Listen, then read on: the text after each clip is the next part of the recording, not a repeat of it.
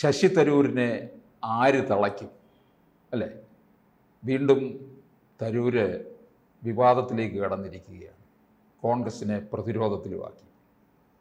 എങ്ങോട്ടെങ്കിലും തരൂര് കോൺഗ്രസ് വിട്ടു പോകുമോ? നമ്മുടെ ഈ പെറ്റി പൊളിറ്റിക്സിൽ വളരെ പ്രസക്തമായിട്ടുള്ളൊരു ചോദ്യം. ശരിയായിട്ടുള്ള പൊളിറ്റിക്കൽ കറക്റ്റ്നെസ്സിൽ അപ്രസക്തമായ ചോദ്യമാണ്. നമ്മുടെ ഒക്കെ ആശാന്മാർ, രാഷ്ട്രീയത്തിലെ ആശാന്മാർ വിചാരിച്ചിരിക്കുന്നത് ഒരു എതിരാളിയെക്കുറിച്ച് എല്ലാ നല്ല കാര്യങ്ങളും തമസ്കരിച്ചുകൊണ്ട് അദ്ദേഹത്തെ വിദ്വേഷത്തിൻ്റെ കുന്തമുനയിൽ നിർത്തിക്കഴിഞ്ഞാൽ അതാണ് ശരിയായ രാഷ്ട്രീയം, താങ്കൾക്ക് രാഷ്ട്രീയ ലാഭം, നേട്ടം, മുതലെടുക്കൽ ഇതെല്ലാം സാധിക്കുന്നതെന്നുള്ള ഒരു രാഷ്ട്രീയ പരിഗണനയും രാഷ്ട്രീയ തത്വശാസ്ത്രവും വെച്ചാണ് നമ്മുടെ രാഷ്ട്രീയ കക്ഷികളെല്ലാം നീങ്ങിക്കൊണ്ടിരിക്കുന്നത്. അപ്പം എതിരാളി ചെയ്യുന്ന, എതിർ രാഷ്ട്രീയക്കാരൻ ചെയ്യുന്ന ഏതൊരു നല്ല കാര്യത്തെയും വിമർശന ബുദ്ധിയ പറയുക എന്നുള്ളൊരു രാഷ്ട്രീയ പാരമ്പര്യമാണ് കോൺഗ്രസ്സിനുള്ളത്. സർജിക്കൽ സ്ട്രൈക്ക് നടന്നപ്പോൾ അതിന് പോലും കുറ്റം കണ്ടെത്തിയ ഒരു രാഷ്ട്രീയ പാരമ്പര്യം. പക്ഷേ എ.ബി. വാജ്പേയി എന്ന് പറയുന്ന രാഷ്ട്രീയത്തിനപ്പുറമുള്ള രാജ്യതന്ത്രജ്ഞൻ അങ്ങനെ ഒരു രാഷ്ട്രീയം പിന്തുടരുന്ന ആളായിരുന്നില്ല. ഇന്ദിരാഗാന്ധി ബംഗ്ലാദേശ് വിമോചിപ്പിച്ചപ്പോൾ അമേരിക്കയും ചൈനയും ഒക്കെ പിന്തുണച്ചിട്ടും പാകിസ്ഥാന് കീഴടങ്ങേണ്ടി വന്നപ്പോൾ എ.ബി. വാജ്പേയി രണ്ടക്ഷരമുള്ള ഒരു വാക്കുകൊണ്ട് ഏറ്റവും ഉചിതമായ രീതിയിൽ ഇന്ദിരാഗാന്ധിയെ പ്രശംസിച്ചു. ദുർഗ. അതിൻ്റെ രാഷ്ട്രീയ ലാഭനഷ്ടങ്ങൾ നോക്കിയിട്ടല്ല. ഈ ദുർഗ എന്നുള്ള പേര് ഇന്ത്യൻ സൈക്കയിൽ തീർച്ചയായിട്ടും പിന്നെ തുടർന്ന് വന്ന തെരഞ്ഞെടുപ്പിൽ ഒരുപാട് വോട്ടുകൾ ഇന്ദിരാഗാന്ധിക്ക് നേടിക്കൊടുത്തിട്ടുണ്ട്. ബി ജെ പിക്ക് അതിനൊക്കെ രാഷ്ട്രീയ നഷ്ടവും ഉണ്ടാക്കിയിട്ടുണ്ടാവാം. പക്ഷേ പരിഗണന രാഷ്ട്രത്തിനാണ്, തങ്ങളുടെ പാർട്ടിക്കല്ല, കുടുംബത്തിനല്ല. നെഹ്റുവിൻ്റെ കാലത്ത് ഒരു പരിധിവരെ ഇതുണ്ടായിരുന്നു. നെഹ്റു RSSനെ പ്രശംസിച്ച് സംസാരിച്ചിട്ടുണ്ട്, അതിൻ്റെ നല്ല വശങ്ങൾ. റിപ്പബ്ലിക് ദിന പരേഡിൽ അവരെ പങ്കെടുപ്പിച്ചിട്ടുണ്ട്. അത്ര വിശാല മനസ്കനായിരുന്നു അദ്ദേഹം. RSSൻ്റെ തെറ്റുകളെ അതേസമയം അദ്ദേഹം എതിർത്തിട്ടുമുണ്ട്. അതാണ് ശരിയായിട്ടുള്ള ഒരു രാഷ്ട്രീയ നിലപാടെന്ന് പറയുന്നത്. എതിർക്കാൻ വേണ്ടിയുള്ള എതിർപ്പ്, ശത്രുതാ മനോഭാവം ഇതൊന്നുമല്ല എന്നുള്ളതാണ് വാസ്തവം. അതാണ് ശരിയായ പോളിറ്റിക്സ് എന്ന് പറയുന്നത്. ശശി തരൂർ ആ തരത്തിലുള്ള ആ ശ്രേണിയിൽപ്പെടുത്താവുന്ന ഒരു രാഷ്ട്രീയക്കാരനാണ്. അതാണ് അദ്ദേഹത്തിൻ്റെ പരാജയം. കപട ലോകത്തിൽ ആത്മാർത്ഥമായൊരു ഹൃദയമുണ്ടായതാണ് പരാജയം. ആത്മാർത്ഥമായിട്ട് അദ്ദേഹം കാര്യങ്ങൾ പറയും. ചങ്ങമ്പുഴ. അതെ, ചങ്ങമ്പുഴ പറഞ്ഞതുപോലെ അത് വലിയൊരു പരാജയമാണ് അദ്ദേഹത്തിന്. പണ്ടും ഇതുപോലെ കേരളത്തിൽ വ്യവസായങ്ങളിൽ പുരോഗതി ഉണ്ടായി എന്നുള്ള തെറ്റായ സന്ദേശം കിട്ടിയപ്പോൾ സന്തോഷിച്ച് അതിനെ അദ്ദേഹം സ്വാഗതം ചെയ്തു. രാഷ്ട്രീയക്കാരൻ ചെയ്യേണ്ട പ്രഥമ പരിഗണനയാണത്. കണക്കുകൾ കിട്ടിക്കഴിഞ്ഞപ്പോൾ അദ്ദേഹം തിരിച്ചും പറഞ്ഞു. ഇവിടെ ഇപ്പോൾ ഇത് തിരിച്ചു പറയാനാവാത്ത ലോകത്തിലെ എല്ലാ രാഷ്ട്രങ്ങളും സമ്മതിക്കുന്ന ഒരു സത്യമാണ് ശശി തരൂർ പറഞ്ഞത്. പക്ഷേ ഇന്ത്യൻ രാഷ്ട്രീയത്തിലെ ഈ ശത്രുത മനോഭാവത്തിനിടയ്ക്ക് സ്നേഹത്തിൻ്റെ കട തുറക്കുന്നു എന്ന് പറയുന്നവർക്കിടയിൽ പകരം വെറുപ്പിൻ്റെ ഉൽപ്പന്നങ്ങൾ വിട്ടുകൊണ്ടിരിക്കുന്നവർക്കിടയിൽ ചിലവാകാത്ത ഒരു ചരക്കാണ് ഈ രാഷ്ട്രീയ മാന്യത എന്ന് പറയുന്ന പൊളിറ്റിക്കൽ കറക്റ്റ്നെസ്, രാഷ്ട്രീയ ശരി. അവിടെയാണ് പ്രശ്നം വരുന്നത്. കേരളത്തിൽ ഇത് പറഞ്ഞപ്പോൾ രാഹുൽ ഗാന്ധി ശശി തരൂരിനെ പിടിച്ചു വാൺ ചെയ്തു. ഇതിലിപ്പോൾ എന്താ നടപടി എടുക്കാൻ പോകുന്നു എന്നറിയില്ല. അദ്ദേഹത്തിന് തീരെ ഇഷ്ടപ്പെടില്ല. കോൺഗ്രസിനകത്ത് BJP-ക്കാരുണ്ട്, അവർ പുറത്തു പോകണമെന്ന് പറഞ്ഞത് ശശി തരൂരിനെ ഗുജറാത്തിലാണ് അത് പറഞ്ഞതെങ്കിലും ഒരു പരിധിവരെ ശശി തരൂരിനെ പോലുള്ള നല്ല വ്യക്തിത്വങ്ങളെ കൂടി ഉൾപ്പെടുത്തിക്കൊണ്ടാണ്. അങ്ങനെയാണ് അദ്ദേഹം സ്നേഹത്തിൻ്റെ കട നടക്കുന്നത്.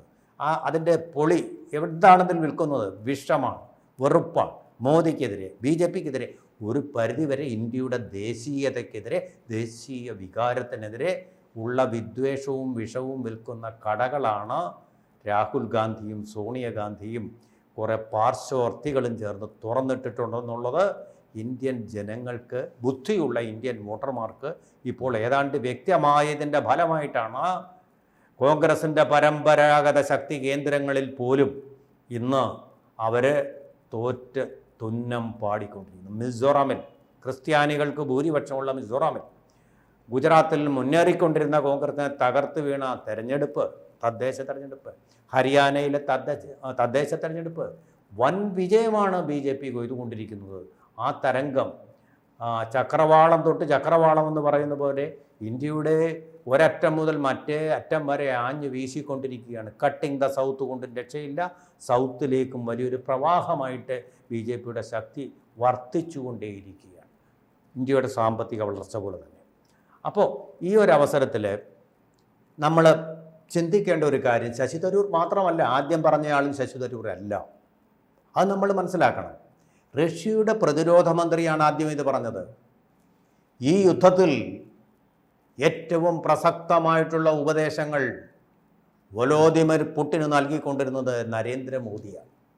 ഇതിൻ്റെ പൊങ്ങച്ചം പറഞ്ഞ് വീമ്പിളക്കിക്കൊണ്ട് മോദിയോ BJPയോ നടന്നിട്ടില്ല. അദ്ദേഹം പറഞ്ഞിരുന്നു എന്ന് നമ്മൾ അറിയുന്നത് റഷ്യൻ പ്രതിരോധ മന്ത്രി പറഞ്ഞിട്ടാണ്. എന്താണ് അദ്ദേഹം പറഞ്ഞത്? അദ്ദേഹം പറഞ്ഞു, ടാക്ടിക്കൽ വെപ്പൺസ് ഉപയോഗിക്കരുത് യുദ്ധത്തിൽ എന്നുള്ള കർശനമായിട്ടുള്ള മുന്നറിയിപ്പ് മോദി കൊടുത്തിരുന്നു. മോദിയുടെ വാക്കുകൾക്ക് അത്രയും വിലയും കൽപ്പിച്ചു. അത് ഉപയോഗിച്ചിട്ടില്ല അവർ. കാരണം അവരുടെ പെട്രോൾ വാങ്ങിക്കുന്ന നമ്മളാണ്, സാമ്പത്തിക താല്പര്യങ്ങൾ അവർക്കുണ്ട്. ഉപയോഗിച്ചിട്ടില്ല. അത് ഉപയോഗിച്ചിരുന്നെങ്കിൽ ഒറ്റ നിമിഷം കൊണ്ട് അന്നേ യുദ്ധം തീർന്നേനെയും. പക്ഷെ ലോകത്തിന് നാശം അവശേഷിക്കും. ഒരു ജനത മുഴുവൻ ആ ജപ്പാനിലെ ഹിരോഷിമ നാഗസാക്കിയിലെ പോലെ അനുഭവിക്കേണ്ടി വരും. നെൽക്കക്കള്ളി ഇല്ലാതെ വന്നാൽ ഇത് പ്രയോഗിക്കുമെന്നൊരു ഘട്ടത്തിൽ പുടിൻ പറഞ്ഞത് നമ്മളെല്ലാം കേട്ടതാണ്. അതിനെ തടഞ്ഞു നിർത്തിയത്, ഒരു സർവനാശത്തിൽ നിന്ന് ആ ഭൂപ്രദേശത്തെ രക്ഷിച്ചത്, ഒരുപക്ഷെ ഒരു മൂന്നാം ലോക മഹായുദ്ധത്തിലേക്ക് കടക്കുന്നതിൽ നിന്ന് ഈ ലോകത്തെ രക്ഷിച്ചത് നരേന്ദ്രമോദിയാണോ എന്ന് തർക്കമറ്റ രീതിയിൽ പറയാം. അതൊരു അത്യുക്തിയേ അല്ല. പക്ഷേ ഇന്ത്യയിലെ സാറന്മാർ അത് അംഗീകരിക്കുകയില്ല. അതുപോലെ തന്നെയാണ് സർജിക്കൽ സ്ട്രൈക്ക് പണ്ട് നടന്നപ്പോൾ ഭീകരാക്രമണത്തിനെതിരെ ഇങ്ങനെയൊരു ആക്രമണം ഉണ്ടെന്ന് ഇന്ത്യ തിരിച്ചറിയുന്ന ഒന്നാണ്. സർവനാശമാണ് ടെററിസ്റ്റ് ട്രെയിനിങ് മേഖലകളിൽ അത് ഏൽപ്പിച്ചത്. അതിൻ്റെ ഒരു ഫലം കൂടിയായിട്ടാണ് കാശ്മീരിൽ ഇപ്പോൾ തീവ്രവാദ പ്രവണതകളുടെ കൂമ്പടഞ്ഞു പോയിരിക്കുന്നത്. ഇല്ല എന്നല്ല പറയുന്നത്, അവശിഷ്ടങ്ങളുണ്ട്, റെലിക്സ് അവശേഷിക്കുമല്ലോ. കെട്ടിടം തകർന്നാലും കെട്ടിടത്തിൻ്റെ അവശേഷിപ്പുകൾ അവിടെ കാണും, അവശിഷ്ടങ്ങൾ അവിടെ കാണും എന്ന് പറയുന്ന പോലെ ഉണ്ട്. ഇല്ല എന്ന് ഇല്ല എന്ന് പറയുന്നില്ല. അത് കുറച്ച് പൊട്ടാത്ത ബോംബുകൾ, ചീറ്റാത്ത പടക്കങ്ങളൊക്കെ പിന്നെയും ഉണ്ടാവുമല്ലോ. ഉത്സവപ്പറമ്പുകളിൽ കരിമരുന്ന് പ്രയോഗം കഴിഞ്ഞാൽ ചിലർ പറക്കിയെടുത്തുകൊണ്ട് പോവുകയും ചെയ്യും. അങ്ങനെ ഉണ്ട്. അത് നിഷേധിക്കാതെ തന്നെ അത് കൂമ്പടച്ചു കളഞ്ഞു ഭീകരവാദത്തിൻ്റെ. ഈ നല്ല കാര്യങ്ങളെക്കുറിച്ച് ഒരൊറ്റ കോൺഗ്രസ്സുകാരൻ ഇതുവരെ ഒരു നല്ല വാക്ക് പറഞ്ഞിട്ടുണ്ടോ?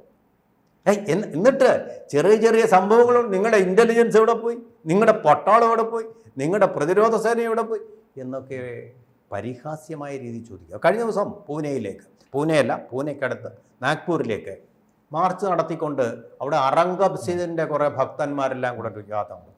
ഔറംഗസീബ് ഭക്തന്മാർ ഇപ്പോൾ പുതിയൊരു ഭക്തിയാണ് അവർക്കിപ്പോൾ റമദാൻ മാസത്തിൽ തുടങ്ങിയത്. ആ ഔറംഗസീബിൻ്റെ ഭക്തിയുമായിട്ട് അവിടെ ചെന്നു. പ്രകോപനം എന്താ? ഈ ഇസ്ലാം മതത്തിൽപ്പെട്ട ഈ തീവ്രവാദ സ്വഭാവമുള്ളവർക്കൊന്നും വേണ്ട. ഒരു രാജ്യത്തിന് അല്ലെങ്കിൽ ഒരു രാഷ്ട്രത്തിന്, ലോകത്തിന് തന്നെ നാശം വിധിക്കുക. ഖുർആൻ അവിടെ കത്തിച്ചു എന്നൊരു കള്ളപ്രചാരണം നടത്തിയാൽ മതി. അത് പറഞ്ഞുകൊണ്ട് അവർക്ക് ഇഷ്ടമല്ലാത്ത ഹിന്ദുക്കളെയോ ബുദ്ധമതക്കാരെയോ ക്രിസ്ത്യാനികളെയോ എല്ലാം കൊല്ലാം. പാകിസ്ഥാനിൽ അത് സംഭവിച്ചിട്ടുണ്ട്, ബംഗ്ലാദേശിൽ അത് സംഭവിച്ചിട്ടുണ്ട്. എത്രയോ ഉദാഹരണങ്ങൾ നമ്മുടെ മുമ്പിലുണ്ട്. എന്ന് പറഞ്ഞ പോലെ അവിടെ ഖുർആൻ കത്തിച്ചു എന്നൊരു വ്യാജ പ്രചാരണം ഉണ്ടാക്കിക്കൊണ്ട് പള്ളിയിൽ നിന്ന് വാളും വടിവാളും ഇഷ്ടിക കഷണങ്ങളുമായിട്ട് വന്നവിടെ ഹിന്ദുക്കളുടെ ഭവനങ്ങൾ മുഴുവൻ നശിപ്പിച്ചു. സ്വസ്തിക ചിഹ്നമുണ്ടല്ലോ, ഹിന്ദുക്കളുടെ ഒരു ചിഹ്നമാണ് വടക്കേ ഇന്ത്യയിൽ. ആ ചിഹ്നമുള്ള വാഹനങ്ങൾ മുഴുവൻ കത്തിച്ചു കളഞ്ഞു, അടിച്ചു, കാരണം തകർത്ത് വെച്ച് അവിടെ നടത്തി. ഈ ഒരു കള്ളപ്രചരണം നടത്തിക്കൊണ്ട് എന്നിട്ട് അതിനെ ഒന്ന് അപലപിക്കാൻ ഈ രാഷ്ട്രീയ സ്നേഹത്തിൻ്റെ കട തുറന്നു വെച്ചിരിക്കുന്ന ഒരൊറ്റ മനുഷ്യൻ തയ്യാറായിട്ടുണ്ടോ ഇന്ന് വരെ? അതൊക്കെ ചേരുമ്പോഴാണ് പൊളിറ്റിക്കൽ കറക്റ്റ്നെസ് ഉണ്ടാകുന്നത്. പൊളിറ്റിക്കൽ കറക്റ്റ്നെസ് അല്ല, പൊളിറ്റിക്കൽ കറപ്ഷനാണ് ഇന്ത്യയിൽ വാസ്തവത്തിൽ നടന്നുകൊണ്ടിരിക്കുന്നത്. ഈ തരൂരിൻ്റെ ഈ നയതന്ത്രങ്ങളൊക്കെ ബന്ധങ്ങളൊക്കെ നന്നായിട്ട് അറിയാം. ഇവിടുത്തെ കോൺഗ്രസ്സുകാർക്ക് അറിയത്തില്ല എന്നുള്ളതാണ്. നയതന്ത്രം മാത്രമല്ല, ഇത് ലോക രാഷ്ട്രീയത്തിൽ ഇങ്ങനെയാണ്. അമേരിക്കയിൽ തെറ്റുപറ്റിയാൽ അത് സത്യസന്ധമായിട്ട് ഏറ്റുപറയും. മറ്റൊരാളൊരു നേട്ടം കൊയ്താൽ, രാജ്യത്തിൻ്റെ നേട്ടം ഉണ്ടാക്കി കഴിഞ്ഞാൽ അതിനനുകൂലമൻ വേൾഡ് ട്രേഡ് സെൻറ്റർ ആക്രമണം കാലത്ത് കണ്ടില്ലേ? ഏയ് നിങ്ങളുടെ ഇൻ്റലിജൻസ് എവിടെയായിരുന്നു, പട്ടാളം എവിടെയായിരുന്നു, നിങ്ങൾ എന്ത് ചെയ്യായിരുന്നു, ഉറങ്ങുമായിരുന്നു എന്ന് ആരെങ്കിലും ചോദിച്ചോ അന്നത്തെ പ്രസിഡന്റിനോട്? രാഷ്ട്രം ഒറ്റക്കെട്ടായി നിന്നു. ലോകത്തിലെ എല്ലാ രാഷ്ട്രങ്ങളും അതാ. ഇന്ത്യയിൽ അങ്ങനെയല്ല. എന്ത് വന്നാലും അതെല്ലാം blame it on Narendra Modi. Blame ഗെയിമാണ് ഇവിടെ നടന്നുകൊണ്ടിരിക്കുന്നത്. ആ ബ്ലെയിം ഗെയിം രാഷ്ട്രീയത്തിനിടയിലെ ഒരു രജതരേഖയാണ്, ഒരു വെള്ളി രേഖയാണ് ശശി തരൂരിൻ്റെ ഈ വാക്കുകൾ എന്നുള്ള കാര്യത്തിൽ ഈ അല്പമെങ്കിലും വിവരം രാഷ്ട്രീയത്തിലുള്ളവരെല്ലാം സമ്മതിക്കുമെന്നുള്ള കാര്യത്തിൽ സംശയമില്ല. പക്ഷേ രാഹുൽ ഗാന്ധി മിക്കവാറും ഇദ്ദേഹത്തിനെ പുറത്താക്കും എന്നുള്ളത് വളരെ വ്യക്തമാണ്. കാരണം ഇന്ത്യ ഇപ്പോഴത്തെ ഈ രാഷ്ട്രീയ സമകാലികതയ്ക്ക് പരിചയമില്ലാത്ത ഒരു നിലപാടാണ് ഈ കാര്യങ്ങളിലൊക്കെ ശശി തരൂർ സ്വീകരിച്ചിരിക്കുന്നത്.